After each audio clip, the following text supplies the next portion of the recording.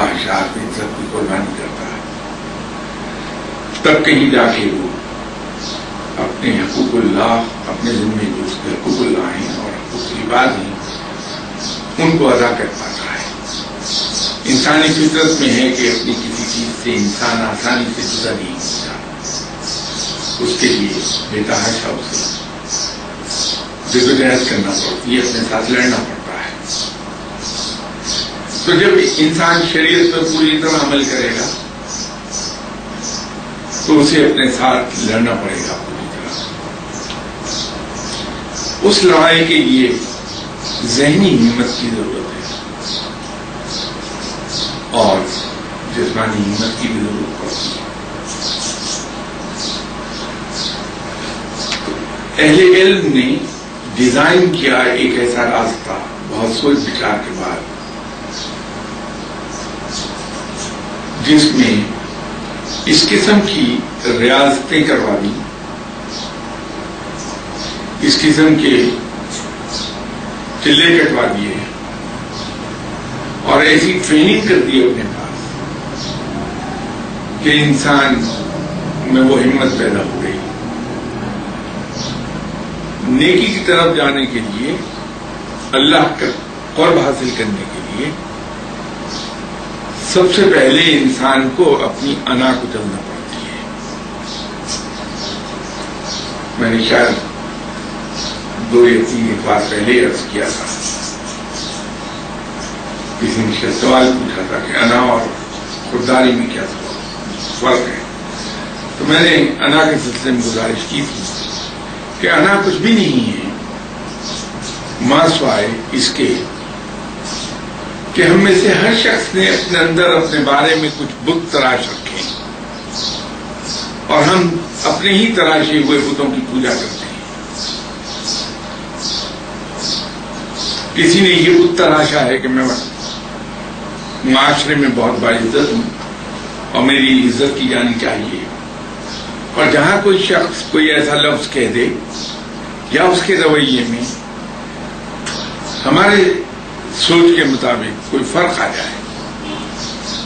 تو ہماری انا مجروح ہوتی ہے، وہ بت ٹوٹتا ہے ہمارے اندر اور ہم اس کے مخالف ہو جاتے ہیں، اس کو برا بھلا کہتے ہیں۔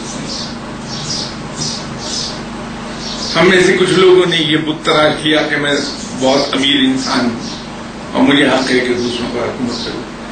کسی نے اپنے اقتدار کا، اپنی افسری کا بت تراشا اپنے اندر کہ میں بڑا افسر ہوں، میرا احترام کیا جانا چاہیے، میں جو کچھ کہتا ہوں وہ درست کہتا ہوں۔ تو جب کوئی ماتحت یا کوئی اور عام آدمی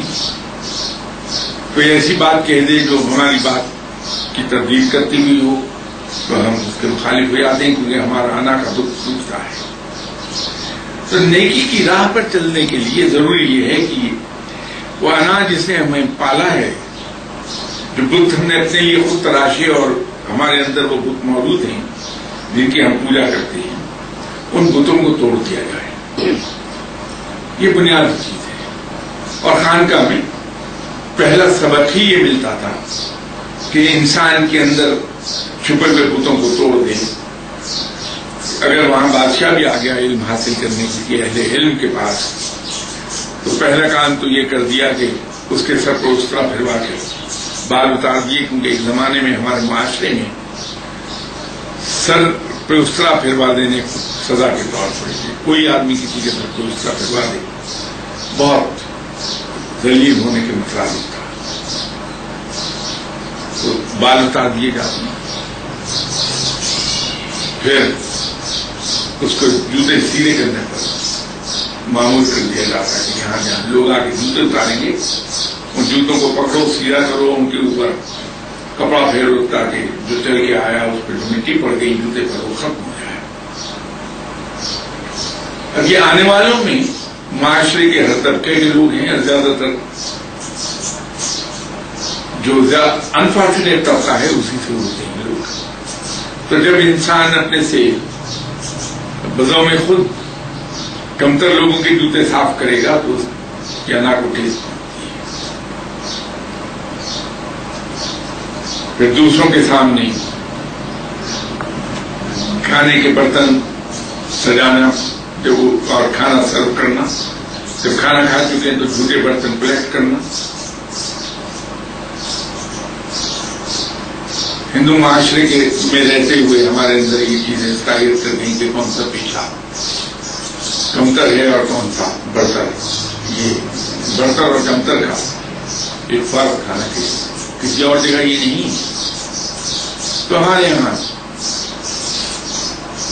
بیلے کی ڈیوٹی کرنا خاصا کمتر پیشہ گنا جاتا ہے. اہل علم آنے والے سے وہ ڈیوٹی کروا لیتے تھے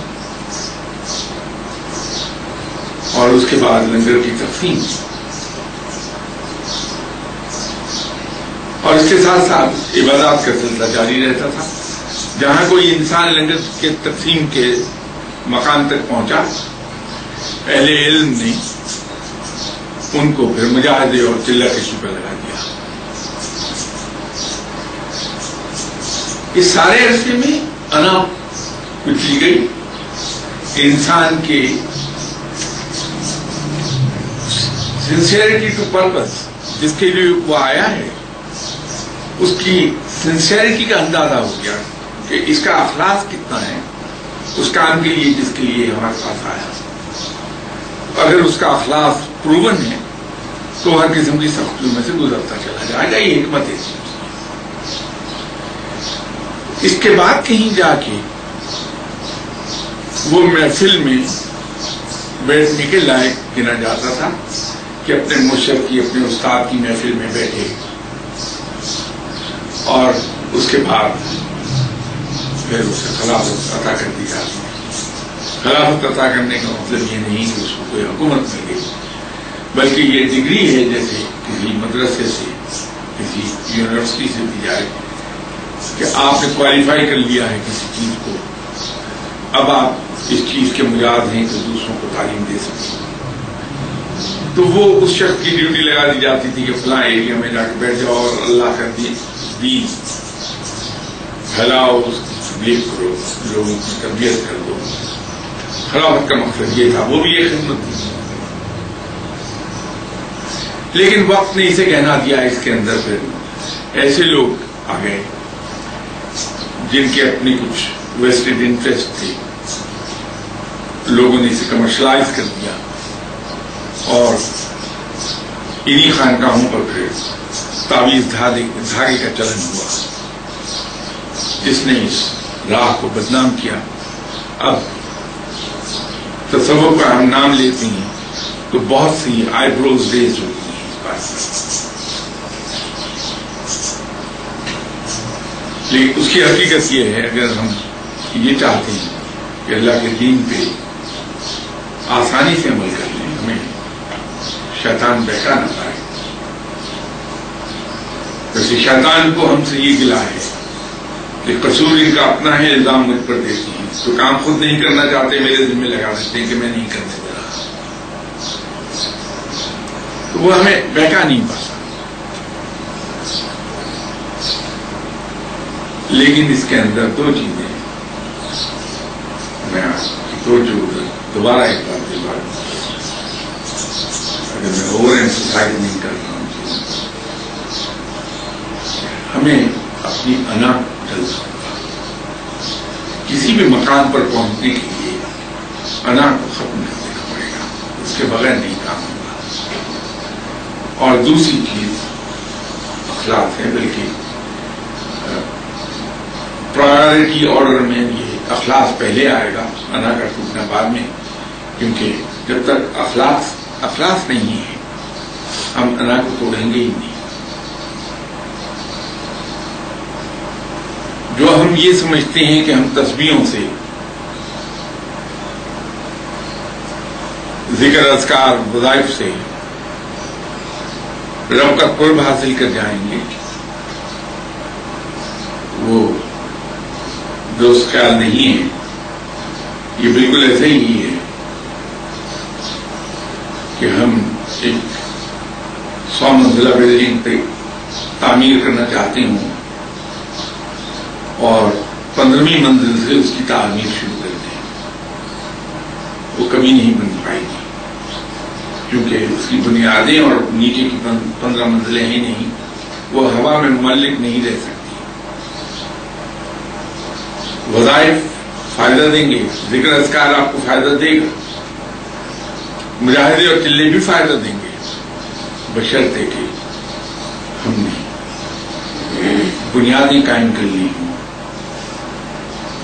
نیکی کی اور اسلام پر عمل کرنے کی، اور وہ بنیادیں اسی صورت میں تعمیر ہوتی ہیں اگر ہم اخلاص پیدا کر لیں، سنسیئر پرپس جسے ہم کہتے ہیں، اور انا کو توڑ دیں، انا کو ختم کر دیں۔ یہی کام سب سے مشکل ہے۔ انا کو توڑتے ہوئے میں نے اپنے قبلہ مرشد صاحب اللہ تعالیٰ ان کے درجات بلند فرمائے، جنہوں نے میرے ساتھ اتنا بڑا احسان کیا کہ وہ ایک خوب طریقہ دیکھنے میں آیا، لیکن وہ انکنونشنل طریقہ اب سمجھ میں آتا ہے۔ ایک تو انہیں یہ اندازہ تھا کہ ان کے پاس وقت کم ہے،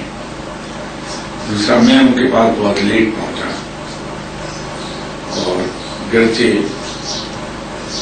عبادات اور ذکر اذکار کا سلسلہ جاری تھا میرا نوجوانی کے عالم سے،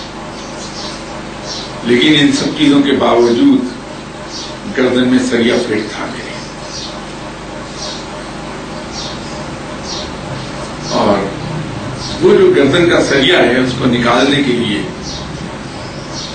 میرے مرشد صاحب نے بہت ہی غیر روایتی طریقہ استعمال کیا کہ نہ تو انہوں نے مجھ سے برتن صاف کروائے، نہ لوگوں کی خدمت کروائی، گرچہ یہ کام نہ کرنے کی قیمت بعد میں میں نے ادا کی ہے۔ انہوں نے ایک طریقہ یہ پکڑ لیا کہ جب میں ان کے پاس تنہا ہوتا تھا تو میری کہی ہوئی بات سے وہ ساتھ کرتے تھے، اگر میں درست کہتا تھا تو کہتے تھے بالکل درست کہہ جاؤ، لیکن جہاں ان کے پاس آ کے 2-4 لوگ بیٹھے اور وہاں عام طور پہ وہ ہوتے تھے جو کھانچا لگاتے تھے، کہیں جوتے گانٹ رہے ہوتے تھے، تانگا چلا رہے ہوتے تھے، تو وہاں میں جو صحیح بات کہتا تھا اس کو بھی وہ کہتے تھے تم غلط کہہ رہے ہو، اور وہ لوگ غلط بات کہتے تھے تو ان کو کہتے تھے تم صحیح کہتے۔ تو یوں انہوں نے میری اس انا کو کچل ڈالا کہ میرے ذہن سے نکل گیا کہ میں ان سے کوئی بہتر بات کر سکتا ہوں۔ وہ ہو یہ گیا کہ مجھے یہی خوف زدہ رہنے لگا کہ مجھے کچھ نہیں پتا، مجھے کچھ نہیں آتا، یہ لوگ مجھ سے کہیں زیادہ آگے ہیں علم میں اور عقل میں، اور یہی میرے مرشد چاہتے تھے کہ یہ ایک بار ہو جاتا کہ میں ریسیو کروں۔ کسی برتن میں کچھ آپ ڈال نہیں سکتے تب وقت وہ خالی نہ ہو، اس برتن کو خالی کرنا بڑا ضروری تھا، تو میرا برتن تو بھرا ہوا تھا اس احساس کے ساتھ کہ میں بھی کچھ ہوں اور میں تعلیم یافتہ ہوں، میرا تجربہ ہے، یہ سب چیزیں مجھے کوئی چیز رسیو نہیں کرنے دے، تو جو ہی وہ انا میری ختم ہوئی اور برتن میرا خالی ہوا، میں ان چیزوں کو رسیو کرنے لگا۔ یہ انا توڑنا بڑا ضروری ہے، اور انا اس طرح بھی ٹوٹ جاتی ہے اگر اور کوئی توڑنے والا نہیں ہے کہ جب کوئی ہمیں گالی دے تو ہم فوراً ذہن میں خیال لے آئے کہ ہم جس ہستی صلی اللہ علیہ وسلم کی امتی ہیں، آپ نے کبھی کسی شخص کو ایسے الفاظ کا جواب نہیں دیا، بلکہ اس کے جواب میں مسکرا دیتے رہے، تو میں اسی سنت پہ عمل کروں گا۔ جب کوئی بھری محفل میں ہمیں شرمندہ کر دے تو ہم یہ سوچیں کہ سنت نبی صلی اللہ علیہ وسلم یہ ہے